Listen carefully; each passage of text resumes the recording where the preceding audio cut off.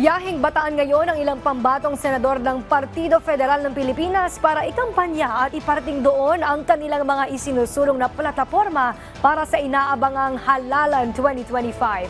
Si Daniel Manalastas para sa Balitang Pambansa Live. Daniel? Yes, Princess.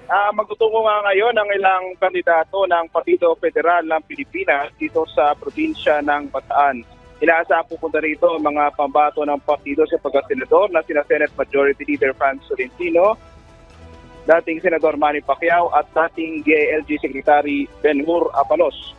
Kanina ay nag-ikot na si Pacquiao sa Balanga Public Market saan personal na kinamusta ng dating senador ang mga vendor pati na yung mga mamimili.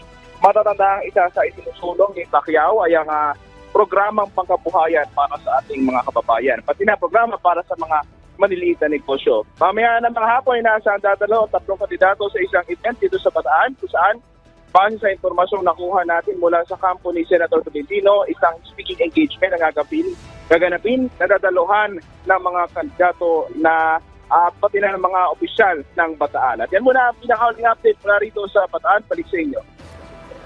Maraming salamat Daniel Manalastas ng PTV.